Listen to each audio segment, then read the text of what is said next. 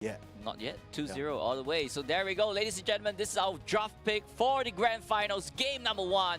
Next, first off, we got that Leafeon and Gyarados banned immediately. So we're not going to see Pom-Pom on that Gyarados for this match. Yeah, we got to keep in mind as well that even though we mentioned it, I think very barely at the start, this is kind of unlike some of the other regions where they have a best of 5 Grand Finals. This is a best of 3, right? So if Issen or Aumento are able to defeat Code Unknown Fibonacci here with 2 wins or 2-1, we go into a bracket reset and we go again. And Code Unknown Fibonacci have another chance to sort of remain holding on to this slot, because for now, at least in my perspective, it feels like it's firmly in their grasp. Now, JT grabbing that Mimikyu, it's been left open intentionally. The Masquerada eats the ban instead. But that's going to open up that Cramorant, the 100% win rate Cramorant. Yep, I mean, Cramorant on Steam, we saw him, right, providing so much support for the rest of the team as well. Hua onto the Sylveon, immediately snatching it off. That leaves the defender slot open for Aumento to choose, right? They have the Trevenant open as well, so that is a really good pick if they're looking for it. I'd be so surprised if they don't go for it. I mean, the Umbreon is available, right? So they can, but just snatch back up.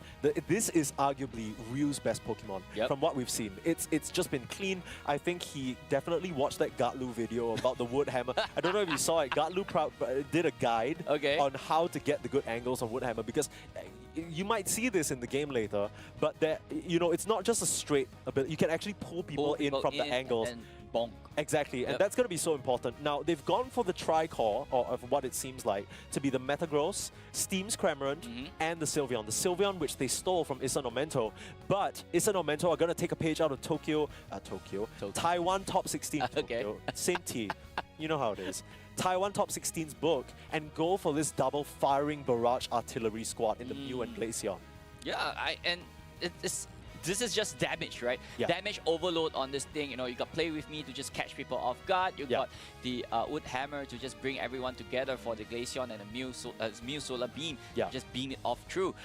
And that is just, but they are a little bit shreddy, I would say, right? Glaceon and Mew being really vulnerable by themselves as well. So it's all down to this. Mike Ross this time around on that Sylveon, and Pom-Pom. We saw Pom-Pom on the Metagross previously as well. And not forgetting Tolate's. This Rock Tomb, right, is always so precise, catching off the right Pokemon at the right time and at the right angle as well. Exactly, you got to be pinpoint perfect with these, because I mean, that's the only way. Actually, this is kind of a lot of weight on the shoulder of Tolates, because he has the potential to just trap someone with a Rock Tomb and force a preemptive Glacial Stage or Mystical Mirage, or even an eject button in the best case. We saw in that previous game that Issen Aumento were playing, they were able to do that to Taiwan Top 16 by just jumping with the Masquerada. So you are trying to recreate that situation, because honestly, nobody else can dive the back line like that. It could be Pom-Pom, but then I'm not really sure whether the Metagross has enough support to just be in there by himself, even with the Compute and Crash. I mean, Compute and Crash into Gyro Ball, there's so much shield stacking up at that point in time, and no Umbreon in sight for this game. That's crazy. That's kind of insane to me that we've gone for the Crustle instead, but it makes a little bit of sense. The Umbreon rarely gets a situation where they're so deep in the back line that they can actually mean-look some of these backline attackers. For sure. And there we go, ladies and gentlemen. This is our Grand Finals for this time, and immediately the Esophagus just invading the central area of Aumento, just causing all the distraction that it could do. And I'm not sure if is it even like fruitful. Yeah, I mean, looks like the red buff still went over to Sen, so good job on the Glaceon for being able to secure that. Not only that, but the level 4 evolution is so important for you to contest up here in this top path. Now, the Mimikyu is going to be up against the Beldum, which means that this early path stage should be pretty free. Ryu taking quite a bit of harass from this duo of the Crustle and the Cramorant. And I guess it makes a bit of sense, right? Because the Crustle just provides such a good setup for your Cramorant. I mean, with the Rock Tomb, they can't run away. The Cramorant can just, shoot it down as much as possible and spit in his face. And, that's the thing about this particular lineup and this particular composition. It's so well bred together, and, it's all down to Aumento, how they're going to break this apart. Yeah, it feels like it is built completely on this Crustle and how much he can do. So Tolate just has his work cut out for him. An eject button forced out by Mike Ross. The big early game factor so far for Code Unknown Fibonacci, he's been the main driving force behind their success. And so far, he's kind of been stopped a little bit by this Mimikyu and Glaceon. Yeah, for sure. I mean, lots of denial, like I would say, and Steve wow. goes down to Drams right there. And you know, with that Mew being at level 6 right now, it's really scary to deal with. That was a solo KO, Moon Boy. Like, that was just Dreamt finding a great opening, getting the pick off, and this is the Cramorant that they were so happy and proud about. They just brought it out every single time, feeling very confident. They're starting to lapse a little bit here. Looks like Dreamt figuring something out. Now with the Rock Tomb, they should be in a better position, but uh-oh, Mike Ross getting caught out by the beautiful Wood Hammer and the Icicle Spears just come through. This Trevenant is such a massive problem, and even the Metang joining here, it's not gonna bear any fruit. Yeah, I mean, they get a good KO onto Mike Ross right there as well, but unable to capitalize to get the Trevenant, right? Metang was there a little bit late as well, but Ryu in a really bad position, it nearly goes right down to Fibonacci. Yeah, but that just feels like the most meaningless KO ever, especially when you're losing your Cramorant again, desperately trying to defend this goal zone. They've left it right at 3. Let's see whether they choose to take it or not. It looks like they're going to break it up. Just waiting in the last possible moment to give them a false sense of hope. Yep, as we are moving closer and closer into our very first objective being spawned. I mean, look at the level department right here, right? Level 8 on that Glaceon, and it's ready to rumble and go into it. 8 onto the Mew as well. Fibonacci has to start to rack those levels up. If not, it's gonna be too late. Yeah, they're kind of getting outmaneuvered on the map right now. Just so much equity being snatched up. Issen Aumento putting themselves in a great position level-wise. Yeah, both level 8 working on that Reggie Ice, immediately putting them down. But Fibonacci, knowing that this is not the fight that we want to take, immediately rotating straight up to the Reggie Ilecki. This Ilecki is important, and they're able to snag it away. For a moment there, I thought JT was going to send himself hurling in to try for the steal, but that recovery EXP is important. Oh, Oni onto 2! Oh, the setups, they've just been perfect from Mew this entire time. The Metang just goes down. Here comes JT looking for more. Eldegoss just has to run. But the play of me holding that poor Cramorant in place, nowhere to go. And again, just the Shadow Sneaks stopping by for a dunk, ready to complete the jump forward, but the chase back from the Trevenant pushing them away, and Tier 1 goal zone down. He might have gotten the Reggie Ilecki, but any scores? No, I mean, yes, no score coming in from Fibonacci. Instead, they even lost their Tier 1 goal zone to Aumento. So at this point in time, Fibonacci have to start the pace going, right? They're so far behind in terms of level and skilling, and Dreamt, and it's just doing so much disruption to the rest of the team. Those Solar Beams just stopping them from doing anything possible on the map. Code Unknown Fibonacci might have just caught themselves into a very bad situation, because I understand this Sylveon pick. It's a great evolution. It's one of the favorites of Issen Aumento. You want to grab it because it's just such a functional Pokemon overall. But now, the problem with a decoy composition is you need to have a main carry, and who is the main carry right now? Is it suddenly the Metagross in this game where they're up against Mew and Glaceon? That doesn't seem right. It kind of feels like they've equipped themselves now with 3 decoys, and no one's doing the damage, Mason. Yeah, I mean, previously we saw like good Zoroarks and good Meowscarada coming in for Fibonacci, but no, this time around there was no Pokemon that could do that final finishing blow. Like literally, who's breadwinning right now? No one. Who's earning the money? Maybe who's bringing the salary back? I don't know. Okay, you know, he has 4 arms. He better put them to work. Yeah, as both teams get us right here at the Regirock side, as Fibonacci already have a good positioning. Rock Tomb trapping off that Glaceon. Gatling Gun missile coming in. Compute and Crash holding back the side though. The Gyro Ball able to get him to a nice shield amount that he's able to survive. Mystical Mirage and Bliss Assistance use huge surf, pushing them back. Fairy Frolic being forced out. They're still going to try and push forward. They're healed up very nicely, but the Phantom Forest amplifying so much damage. The Sylveon is able to work down the Trevenant, but it comes at a trade for now. The Icicle Spears, they're ramped up, and it still looks like this Glaceon has yet to be touched. Able to rein in the damage from far. Sure, you lose the Mew, but now here comes the Mimikyu setting up perfectly, and in comes the Icicles again. Send, nobody's touching him. Someone stop Send at this point in time. 4K under this Glaceon, already at level 12 at 4 minutes on the clock.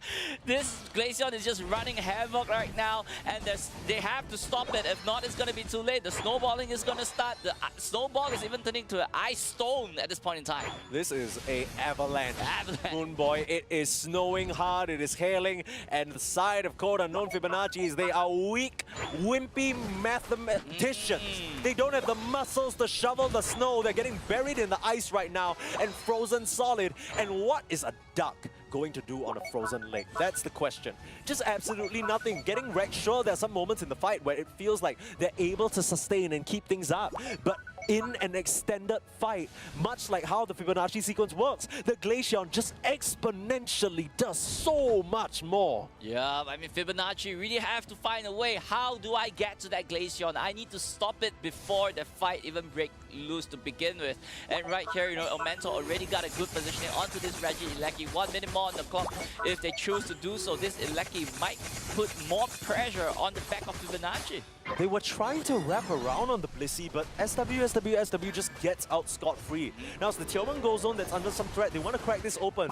They finally get that Blissey, but here comes the reinforcements. Take a look at the Glaceon making a big beeline for the bot path, but they need to escape.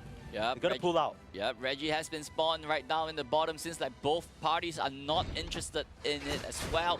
But you know, right here, Aumento, they already got a little bit of control and information on that central area. If they choose so, they can get themselves prepared, right? But in the meantime, try to get their levels up as soon as possible. I think Susu is just positioning so aggressively because they know that there's no chance many members of Fibonacci are in position yet. You're seeing 3 Pokemon still trying to deal with this Reggie Ilecki. That's going to make them late into the fray. And you're still kind of trailing behind on those last plus moves. Level 13 just now hit for the Sylveon. And I mean, everybody else is still a bit far behind. It's the Glaceon that we have to watch out for. And she's already starting to shred out the Ray. Yep, they are already in position right here as we are moving straight right into our final stretch. As you know, right here, Fibonacci have to try to find a way. How do we get in? How do we get to start the fight? But immediately trapping off the Trevenant, but not much of difference made. Yeah, the problem is that the only person you're trapping is this Trevenant who can very easily Horn Leash or even turn around with a Wood Hammer, as we see right there. Pressure mounting here as it's a 30-point difference, but there is a tier 1 goal zone on the top half. Let's see how Fibonacci choose to approach. Metagross looking for an opening into the fight. Just gyro balling to safety for now. Crustle in some trouble, forced to pop the Rubble Rouser. Eject buttons forward. It's a good setup and Ryu is down. 4v5 situation, Phantom Forest, but no follow-up. Now you've trapped out the Glaceon, but who can get on top? The members of the side of Fibonacci very low. And a Solar Beam finds it, Eldegoss. Streaming forward, they sense their chance. They're ready to rock and roll. And their Bliss Assistant saving the Mew. That last exercise won't be enough. And they can't find the backline. All they can do is Frolic. But Mike Ross, the big hero of this lineup throughout most of their series, just gets wrecked and sent. The main man in charge gets it done. They still are at advantage here, Moonboy. There are 45 more seconds and overdowns could be a potential, but now Fibonacci, they've got to be desperate. Yeah, slowly one by one is coming back into the pit as well as they're trying, and they have to get that Ray under their belt. 30 more seconds. I'm not sure if there's enough time for them, but Aumento doing a really good job at keeping them at bay.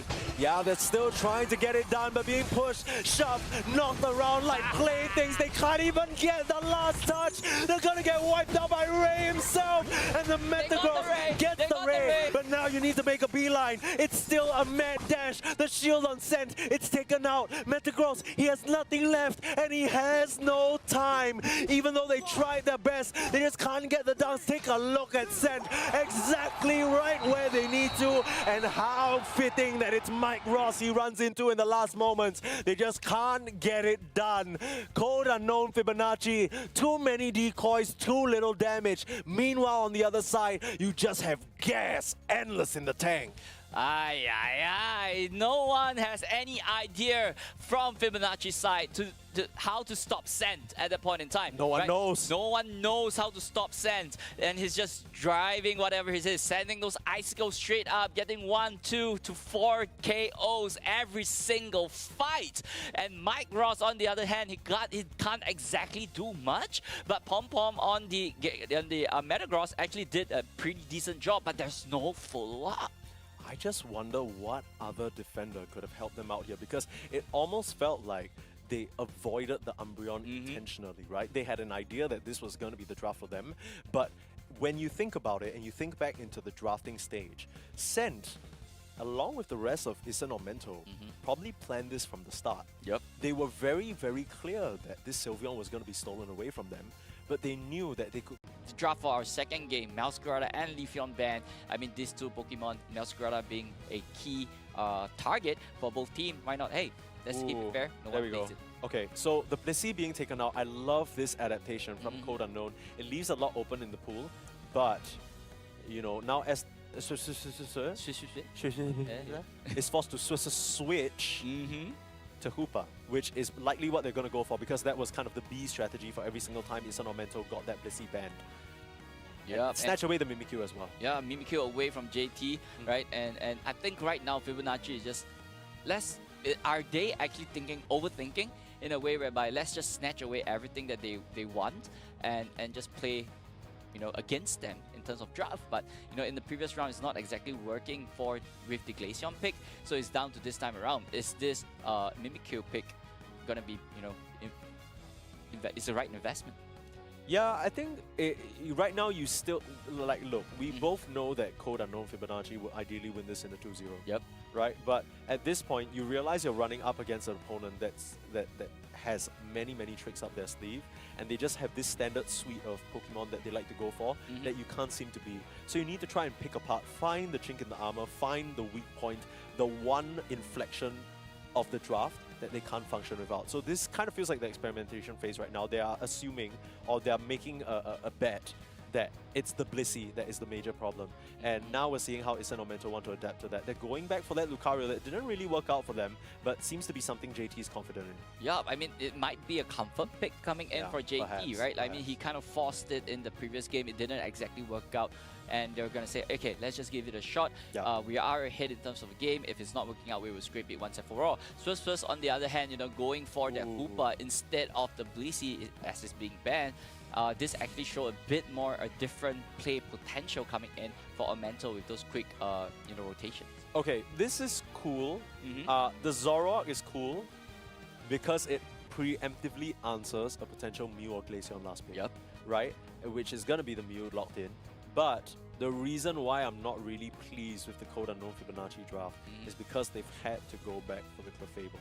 Now, the Clefable is an excellent Pokemon, don't get me wrong, right? The gravity is a huge deal. Moonlight is such a consistent healing tool. But where in the fight do you play? Because whenever you pick a Clefable, you're incentivizing your team to group up around you. Ryu is gonna be so happy. Ryu is like, hey! I see you're all gathered here today for a taste of my hammer. I mean, that is a potential play coming in as well, right? But I believe, you know, the Clefable main objective is gonna be that Zoroark. Right, it's going to be pocketing the Zoroark as much as possible in the early game. Sure. Right, and into the late game, it's just there to keep sustain for the what's that? The crab, right?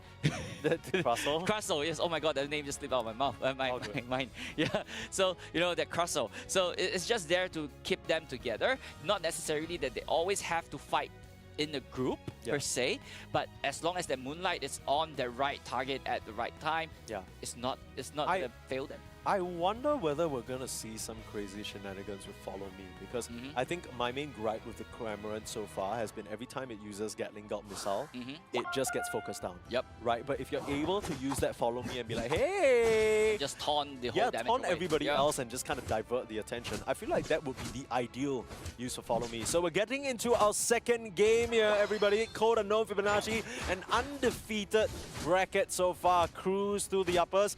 Haters might say that they had it easy. Well, now this is just about as hard as it's gonna get. Issen Aumento 1 game up, 1 game away from resetting the bracket. This is a best of 3, which means that we are 1 game away from Code Unknown Fibonacci having to do it all over again. Yeah, I believe Fibonacci don't want to go through all that, but immediately Pom Pom goes right down to the Lucario. Such an early KO just before the 1 minute mark. And is that actually worth it? I mean, is it actually worth it for JT? I mean, he's getting those extra EXP, I'm sure, right? He's not gonna complain about the KO.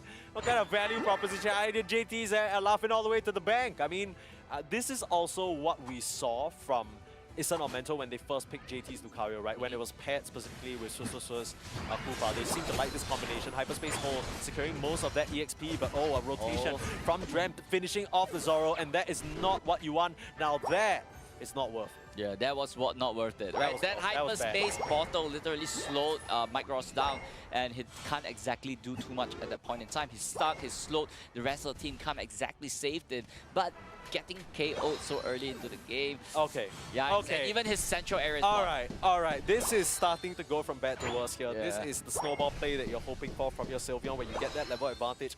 Already, almost at level 7. And now you're gonna jump out of the Zora again, steal away another buff. This is painful for your Zora, man. It's not looking great for Fibonacci. They have to try to start looking for answers and start looking for ways. How can we scale this Zoroark to its maximum potential at this point in time as the red team get it down in the bottom lane? Yeah, I mean, they're gathering down here in the bottom path, and they are looking mighty strong here, chasing down onto this poor Crustle. It's nice sustain, but the Rock Tomb actually keeps them in a very awkward spot. Eject button away, Ryu able to catch that reset home. The Hoopa's been so stellar for so far. Yeah, I mean, he's doing a good job, right? Those clutch hyperspace portal, just slowing down the right target at the right time, saving their own teammates at that perfect moment as well. And if this goes on, Fibonacci might be looking for a reset. Yeah, that's kind of what it feels like at the moment, especially when your work Fable just gets worked down like that. Sure, you might have walls, but we have walls too. Here comes Dreamt with that last auto attack not even needed. And the Kremlin's actually gone for Surf, which is a bit of a switch up from what we've seen throughout the entire day so far. Zora started to turn things on, but eats a Surf from the Mew instead. And that Hoopa portal gonna finish off the Crab. It's looked ugly for Code Unknown Fibonacci so far, and it doesn't look any prettier. Sure, they might get a pick off onto this Hoopa, but honestly, it's a not even. Not even! And the Regirock gets stolen, just get taken away from Fibonacci as well. So right here, Aumento, they are in a really good position, just trying to push Fibonacci all the way back. They're just trying to find an answer. They can't exactly get into the fight that they need. Oh, it's so easy. They're gonna take down this tier 1 goal zone, catch a quick portal, back up to the top side to defend, keep those goal zones intact. That is the #1 rule of Hoopa gameplay. They're gonna come through and try and punish. Regieleki dropping low, they want to finish it, but the Aura Cannon is going to get the job done. Everything falling apart for Code Unknown Fibonacci, and would you look at that, they're gonna crack open this goal zone before Regieleki even gets there, continuing the pressure. Man, this just does not stop. Yeah, this is a rolling steam, train just, going head on right there as well. Mike Ross going in for the slash, unable to get anything out of there as Aumento is still pushing in. Mirage just pushing the rest of team forward. You try for the play with me, but they're right under a portal, so they just get a free reset. You're getting team wiped, essentially. Code Unknown Fibonacci, keep in mind that this is a team that was undefeated, okay, throughout the entire upper bracket. And they are just getting handled by Aumento right now. Yeah, and down goes that tier 2 for Fibonacci. They are just so behind right now, in terms of level, in terms of points and everything, and even in terms of wild Pokemon for them to get, or even get those EXP on. And at this point in time, I don't see a way out, Mike. It might be time to put the bird back on the shelf. Put the bird and the crab where they belong, back in nature, back in the peaceful environment. Them, right? They don't belong here on Thea Sky Ruins. You ever see a crab fly? Not me. How did he even get here? That's the question. He get thrown out, and that's how he fly. Yeah, it makes for a very angry crab. And understandable with how much this team is just getting destroyed here. 72-31, another Horn Leech setup. Forcing out the Rebel Rouser, no. Here comes the slash through. They're able to get the initial pick off onto the Trevenant. Unite moves left and right though. Issen or Aumento still able to get the advantage and melt down their opposition. When it all comes together, the firepower from Issen is just too great. Now here comes Steam trying to contest, but again, you pop that Kremlin Unite move and you're just not even able to take down Lucario. Lucario... so this just in, Moonboy. Regirock is a greater threat to Lucario than anyone on the Fibonacci team. Yep, only Regirock could take him down. Only Regirock could take him down. It's so unfortunate. I mean, I feel like this is crazy because we're in the grand finals. And this is no disrespect to Fibonacci because we've already sang their praises. But this feels like it's a lower bracket match like round 1. Yep. Like with how lopsided it looks right now. But I believe it was Dreamt, right? It is Dreamt that actually controlled the whole thing so far, unable to get allow the Zoroark to do anything at this point in time. But this fight though, Fibonacci might have a chance.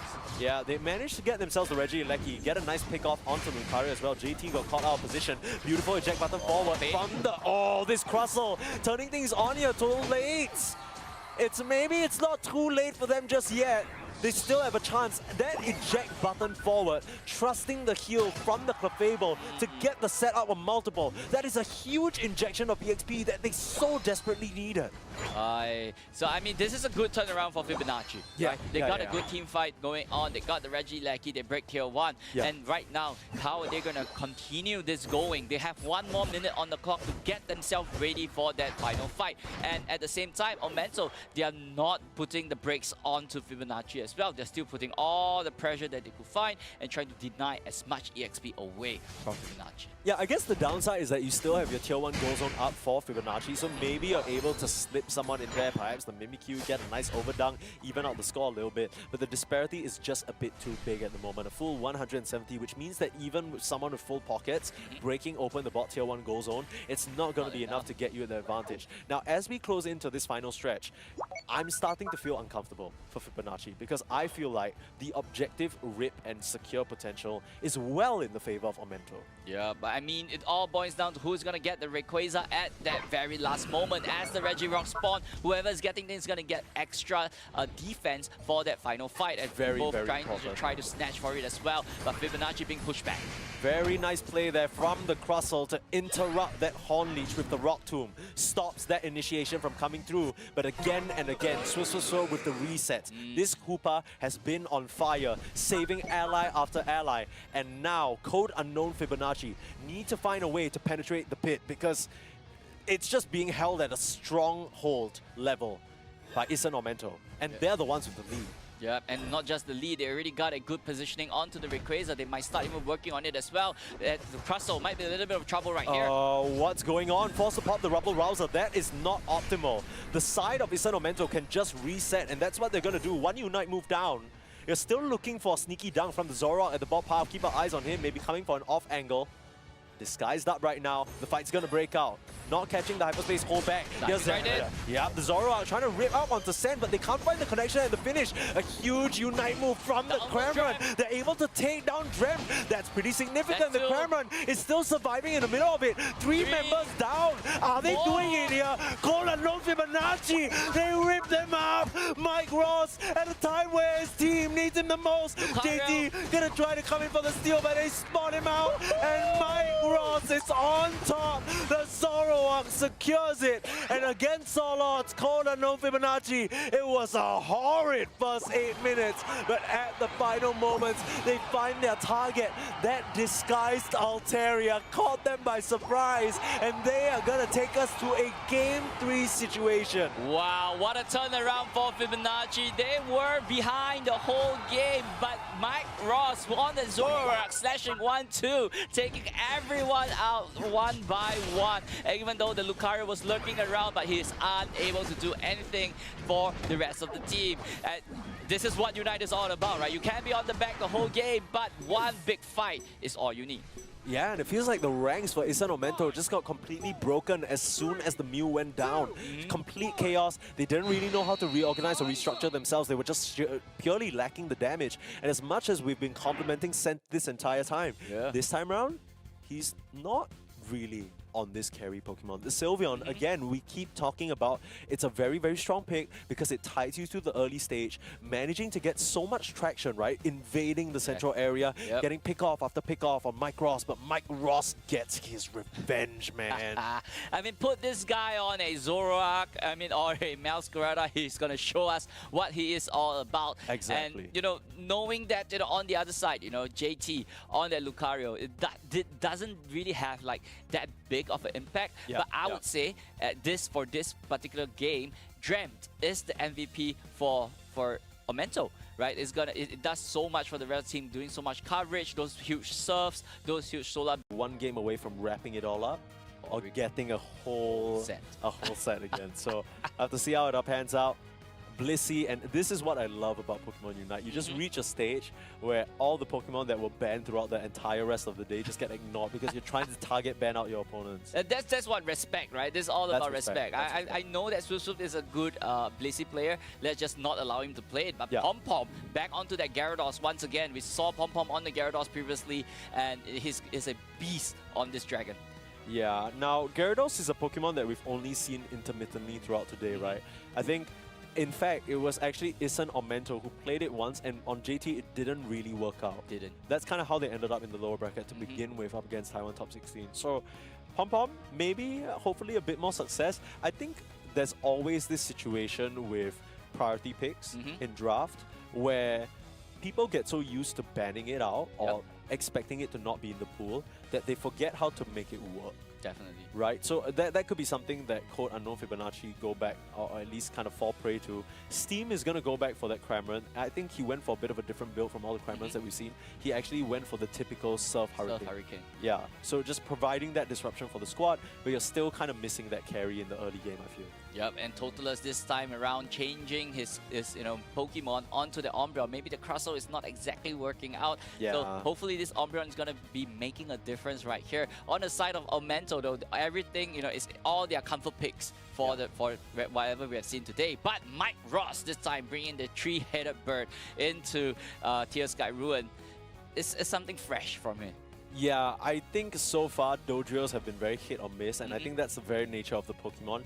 This draft from Code Unknown Fibonacci feels extremely volatile. They've gone one step deeper, denying the Hoopa from Susu, forcing Susu for the first time to go into a third Pokemon. Right, and the Clefable, sure, it works pretty decently with Ryu, but in terms of accompanying the team and standing next to evolutions, it might be a bit awkward. It's just going to get you in the way of Dragon Current or Triple Trample. It's easy setups and whatnot. I will have to see how it works because Scent now back on a quote-unquote carry Pokemon. Yep. Yeah, I mean, back onto the Glaceon, right? Yeah. We saw that he's really good on it. There's nothing that could stop him this time around. But that back then, and this time around, Dodrio might, or even Gyarados might be the answer to, just dive right into the Glaceon and just try to do something against it. And I was hoping for the Zoroark to return this time around, and not really expecting this Dodrio, as Dodrio haven't really been good or even performing the whole of today. I know what you mean. Like the Dodrios, it always feels like with Zoroark, in a weird way, you take them down so fast that it doesn't matter, right? That you're squishy. But with Dodrio, especially if the more sort of recent focus on try attack as a moveset instead, you just kind of need to poke and prod and wait for your opening. And with how tanky some of these Pokemon on the side of Issen Aumento are, it could be a big problem. Definitely. I know what you mean. Yeah, or maybe the main carry, I would say, might fall onto Gyarados this time around. Yeah. So I'm not sure how exactly Fibonacci is going to play this out, but I'm excited to see how this Dodrio will turn around. Yeah, I think I was already mentioning this a bit, but there's the chance that this Magikarp just gets a horrendous game because you're dealing up with the early level Glaceon, you're dealing with the Mimikyu, who JT has been so comfortable and confident on. Keep in mind, last game, Code Unknown were able to deny that pick. So this time round, they're continuing to target down onto Susu.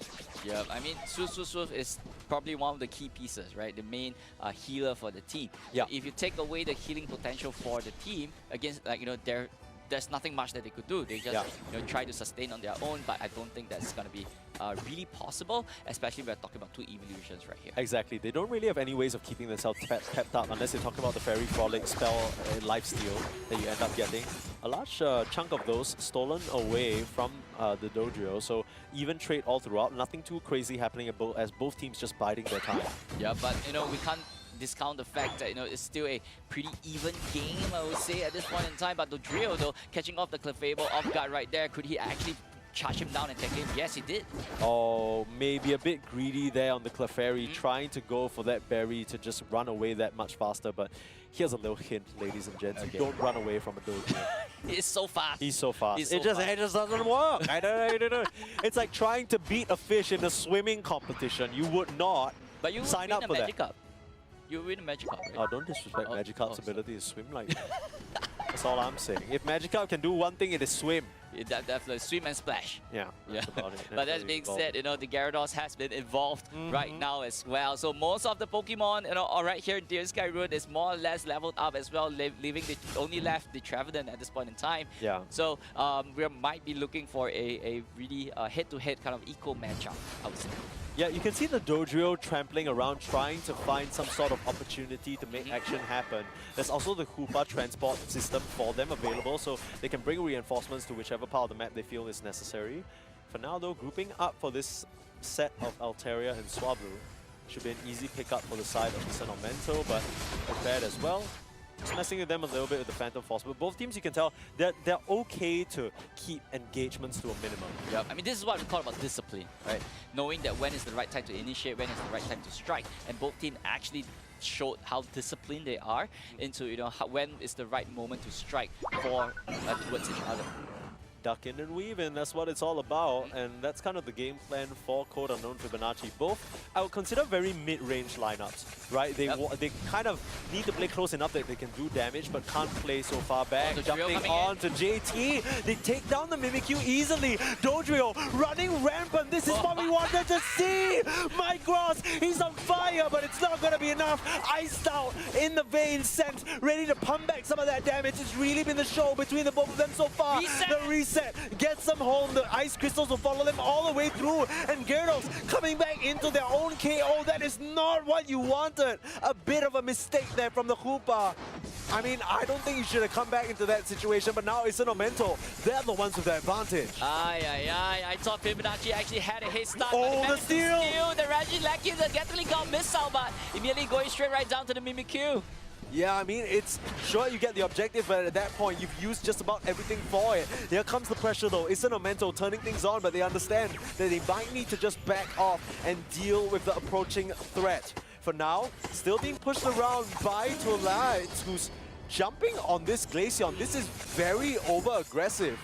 Yeah. Catches the reset home, though. I mean, there's no world where the Umbreon is able to KO the Glaceon there. Yeah, I have no idea why they actually went for the push. Confused. Yeah, maybe just to put a little bit pressure to push them back to get a little more space, but I think it was unnecessary at that point in time. I mean, you just show off the new Hollow. It's a beautiful effect. You were talking about the crescent moon. I love it, I love it. A little bit of a night shine on as we get into the later hours of the day, slowly but surely. Both these teams gotta be suffering from a bit of fatigue now. It's been many hours of Pokemon Unite for them, but they need to lock in. This could be the game that sends Code Unknown to Worlds in Honolulu, walk away with $7,500 in their pockets. They just need to stand on business and keep things going. Horn Leech not able to get the steal, but the Phantom Forest setting up a fight. Rings Unbound, bringing in the portal, but I'm not sure whether this is what you wanted. You're losing members. Cameron finishes off that Sylveon, though, and Glaceon taken down. The evolutions in a pair get wiped out, and the Cameron able to clean up. Nice Wonder Wish block, still buying them some time along with the hammer, but they can only do so much between the tank and the support. Looks like it's enough to push away Code Unknown Fibonacci, though. They'll retreat. Yeah, I mean, Fibonacci did that what they need to do, right? Get a few KOs right there, get the Regirock, get a little bit pressure to push. It's okay to not score at the point in time, but just back off, right? You don't want to concede too much EXP to the rest of your opponent. Exactly. The worst thing that can happen there is if you lose some members, lose your tier 1, and suddenly your Hoopa Express is not quite as effective. So you're just maintaining your advantage here. Up 60 points, now rotating to the Regieleki. Oh, would you look at that? Yeah, there's no tier 1 gold zone for anyone on Issen or Aumento to even come to, even if they wanted. So they're just gonna get a free Regieleki. The question is whether anyone on Code Unknown Fibonacci sticks around, because we've seen teams start to just let that Regieleki through. And so far, Issen or Aumento, they're winning the fight on the bot path. Yeah, I mean, it's a good trade right there, but Aumento managed to get that 2 KO for themselves, managed to just close off their tier 1. But the Regieleki on the top side, though, immediately, dropping down tier 2 to 24 for their defense. So how is Aumento going to be turning this around for them? Wow, Mike Ross actually going for that dunk, sacrificing himself there. There's no way he gets out. Sacrificing. There's no way he gets out. If he managed to get out there, I would call the police, because we have a criminal on the loose. Okay, this is Code Unknown Fibonacci. They are so close. You must imagine the tension starting to rise for them. They came into this quite literally living up to their name, being a very unknown factor, but now they are one game away from snagging a spot right from under Issen or Aumento, who are the Philippines favorites, like we mentioned. Starting to put the pressure on this top lane are Issen or Aumento, and it's successful so far, taking down the Umbreon for essentially free. Crystal still raining in, and it's too much for Fibonacci to deal with. Yeah, but we're saying, right, even though Aumento don't really good as prominent as before, but Sando, on the other hand, is still really strong, right? This Glaceon is just doing so much damage and just taking out so many KO for the team. And if Fibonacci still have to try to control this Glaceon as much as possible. If not, that snowball is going to be running once again. Absolutely. Trying to contest for this Registeal. This is perhaps the most important one of the game, because it gives you an attack and special attack buff. Coming into this potential final stretch, you'll have some of that effect lingering, but you need to get out clean. The Cameron in some trouble, trying to dive away, escapes for now. The clean extraction, it's there. Yeah, I mean, that is a good retreat coming in from Fibonacci. Aumento unable to capitalize on that push that they need. 5 more seconds till that final stretch. Aumento already in position, waiting for Fibonacci to engage for the final stretch. It is going to be a tough situation because Code Unknown Fibonacci, their tools for initiation are limited. And knowing that Aumento, they want to be the first one to take a piece of the pie. Umbreon on the front lines, trying to catch a reset. Back foul play, it's clean. Dragon Current looking for a target, looking for Dread. Very frolic, nice dodge. Gets out of trouble. Need to kite back now though. Sen starting to lay in the damage, and here comes the rings about. They finished off the Sylvia at the start. This is looking scary. Triple trample through the whole team, but there's the hammer holding back the members of Fibonacci in place. But it's too much firepower. They're catching the resets. They're getting the heals back. And Ryu, despite his best attempts, despite hammers that could feed a build-up for a lifetime, it's not enough to get them the advantage. The Ray Pit remains in control of Fibonacci. They still remain in control of the game with a 100-point lead. Wow, I mean, Sen did really good job, controlling them at bay, but immediately going straight right down, and that's the signal for Aumento to back off and not engage towards Fibonacci. Fibonacci is still really good position right here, but could Aumento turn this around and force it into a reset? They have to. There's only one Unite move, and there's a Kramen. We gotta watch out for that Gatling Gun missile in the positioning. It's Ryu being picked down for now. They're catching another reset with the portals. Oh, but the beautiful hammer takes him out. This could be it. With the Gatling Gun missile defending his teammates, taking down Ryu. They need to get the key targets, so the Hoopa's out. This is starting to turn around here. It's Aumento. Sent. No one has touched the Glaceon, and Mike Ross, he just has to run. It's Mike Ross against the wall. Rayquaza being napped down, running away, trying to dodge, but they have the Shadow Sneak taking down the Dojo. They can't do it. It's an Aumento. They're gonna have more than enough time to get the dunks in, and as a result, Moon Boy, we're getting ourselves a full reset. The best of 3 continues into a best of 6 because Issen Aumento, they're not ready to say goodbye to Honolulu just yet. Oh my god, Perma Sneeze. This is what a series this is so far. We thought that Fibonacci, they had a great lead, but Aumento with sense, I would say. Those Glaceon, those Icicle shots just diving straight right in, cancelling out Fibonacci chance to close this series off. And we're going into a reset. And what a game this is.